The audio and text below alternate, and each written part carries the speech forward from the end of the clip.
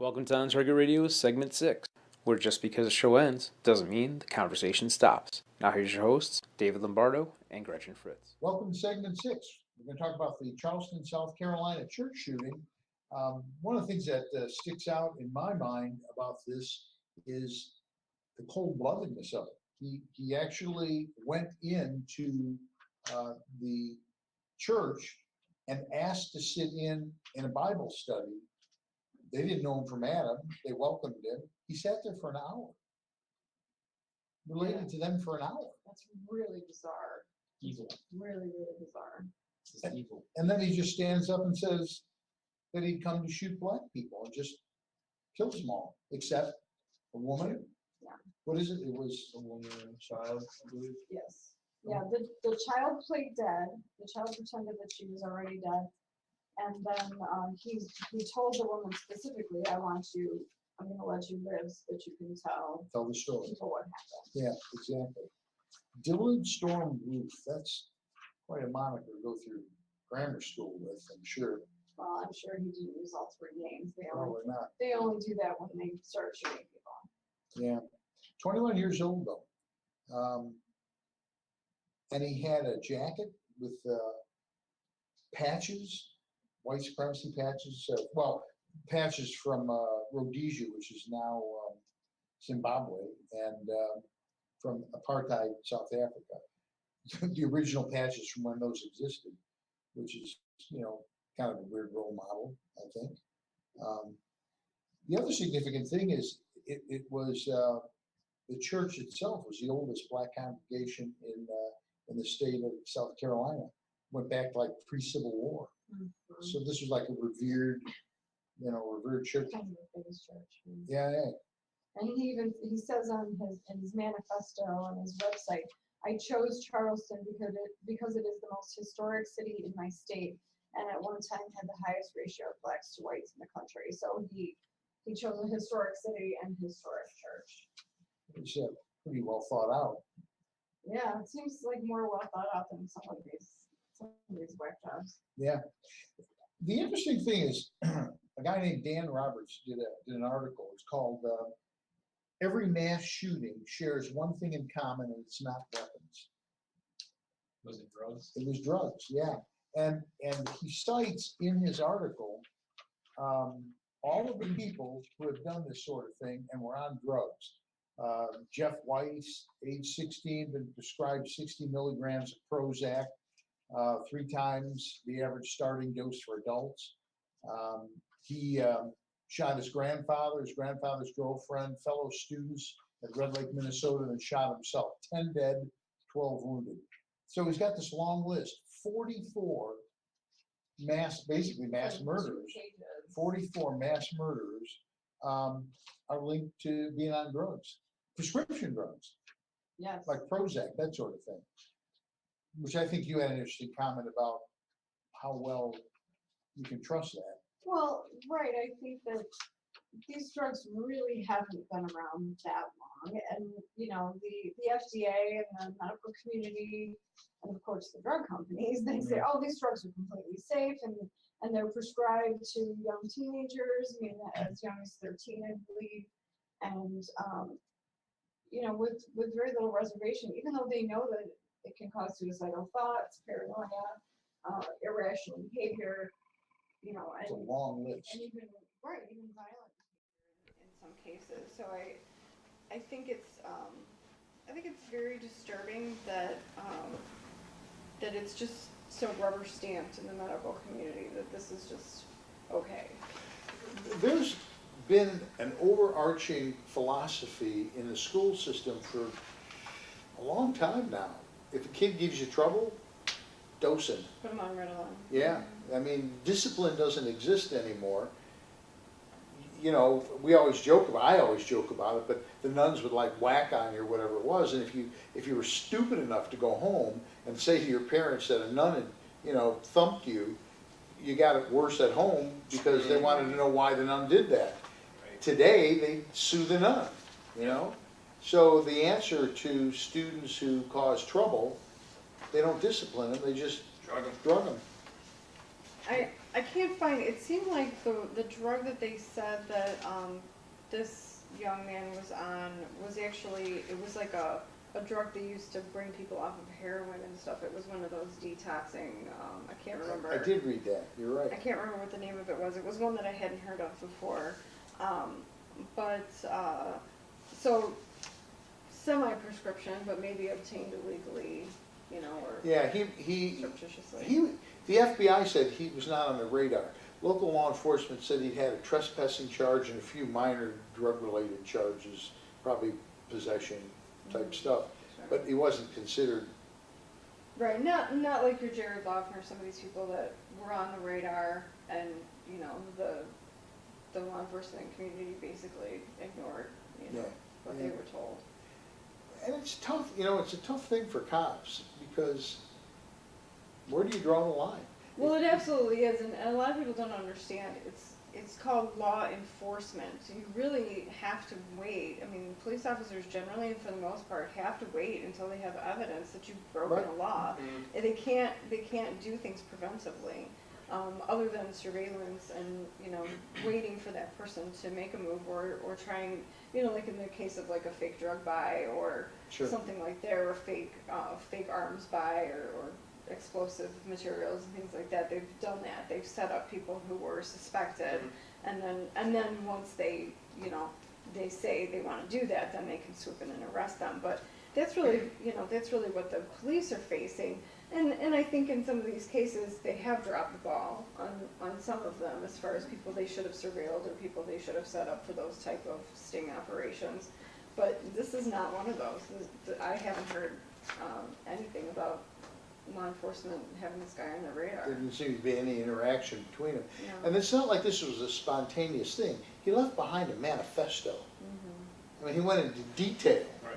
Yeah, sounds like it's pretty well, he had like sections on different races that he hated. He had commentary about blacks, about Asians, I mean, Hispanics, yeah. Jews. Hispanics weren't so bad. He'd kill them, but they weren't so bad. There's some Yeah. good ones and some bad ones, because some of them were white. Exactly. I mean, the thought process, this guy, no one picked up on this. It's astounding. Pretty well developed, yeah. Yeah. Well, his friends, sorry. No, go ahead. His friend did, you know, a couple of his friends I saw quoted on the news this morning or the other day said that, oh yeah, he used to talk about stuff like that, but we were all drinking and we didn't take it seriously. Yeah. We just thought it was the alcohol talking. Yeah. What I'm curious about is where along the line does this switch flip? Because you're not born hating a specific gender, race, Right. anything of that matter. It's usually learned at home. It's taught along the lines, and it's True. Yeah. it's nothing that you can prevent, really. It's just I would be curious to find out where the initial spark was, and then you can learn from the experience. But It's a baby comes out of the womb essentially neutral. In fact, the truth is they come out of the womb magnets for They're a attention. sponge, Right, yeah. they're a sponge.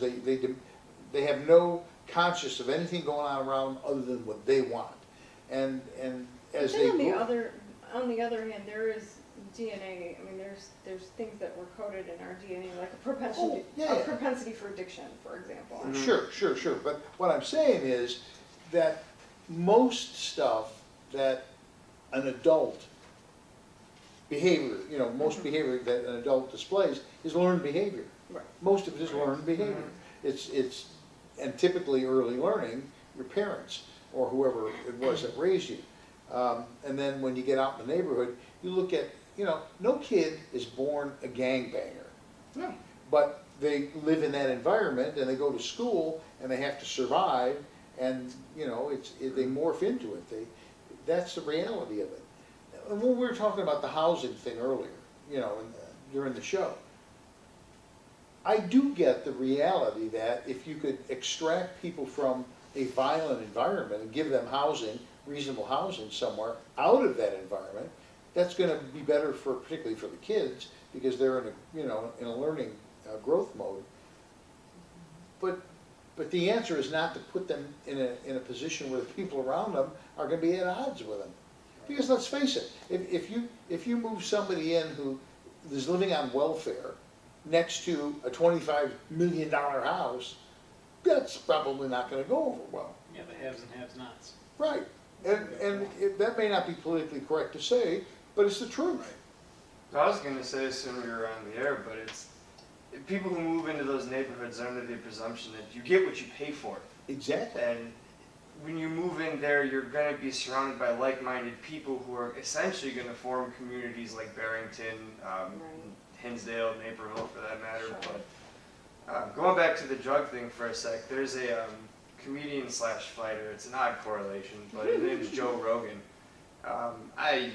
He's a little indifferent, but he made a good quote. This isn't a verbatim quote, but I remember the section.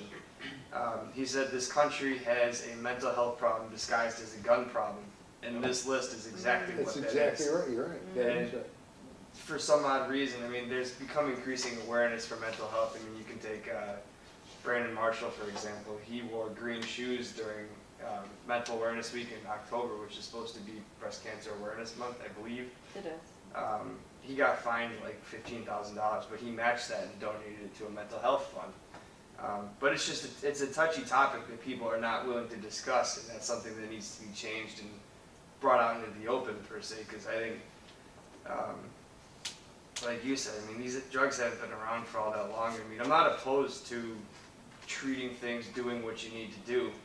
I would say that there's more success stories than failures in terms of this, but the failures are massive, and it's something that needs to be addressed. And Well, and here's the problem, you're right, but the problem is, it doesn't fit the agenda of whoever it is that's trying to disarm the people in this country. And, you know, just because I'm paranoid doesn't mean they're not really out to get me, we always say that, Yeah. but it's very, very clear that there is, and it's open, it's not a hidden thing, that there is a strong move to try and disarm the population, period. George Soros just dumped in $30 million, I think it was, to intentionally foment race riots in Ferguson. Ferguson and Baltimore. That's public. It's out. Yeah. It's public. They're intentionally trying to create trouble so that they can. I don't know that martial law is really going to be the end result, but because I don't think the Congress will put up for it. I don't think the people will put up for it. But certainly to enact stronger gun control.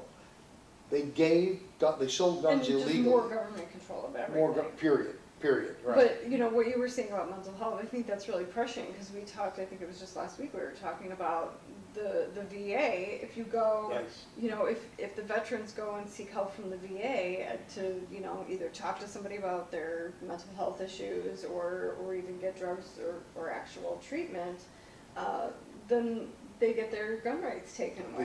They turn right over to the. And I think, Attorney you know, General. they're starting there, they're starting with the VA, then the next thing is the Medicare and Medicaid. Sure. And then, you know, go on from there to the general population.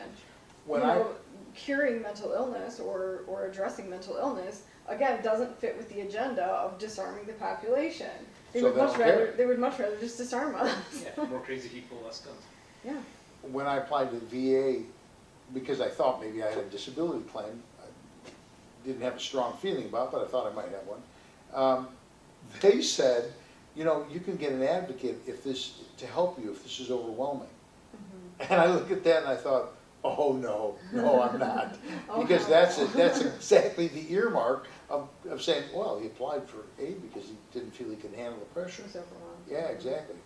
This is insidious stuff. Now, the response to all this, you know, what's the first thing they say? The president can't get out of his mouth how bad he feels about this without getting gun control stuck in. Sure. You look at this. Obama blames guns for South Carolina shooting. In the wake of crime, politicians stick to their scripts. They're all saying the same thing. The mayor of the town of South Carolina, he says, got to have more gun control. Hillary or Adam Clinton, got to have more gun control. Okay, Salon Magazine. All right, yeah, exactly. White America must answer for the Charleston Church Massacre. Like, Why is it did anybody I- call you and suggest they should do this? yeah. Now, here's the interesting thing. Our president of the United States, blames guns, okay? And he makes the comment, you know what, I didn't highlight it, But he makes the comment, That's right here. The president blamed the accessibility of guns for the shooting. He says, we don't have all the facts, but we do know once again innocent people were killed in part because someone who wanted to inflict harm had no trouble getting their hands on a gun. And then he goes on to say, this type of mass violence does not happen in other advanced countries. it took me 15 seconds to come up with a list of 8 countries that have exactly this kind of, and this is not third world. You're talking about Australia, well, Azerbaijan is.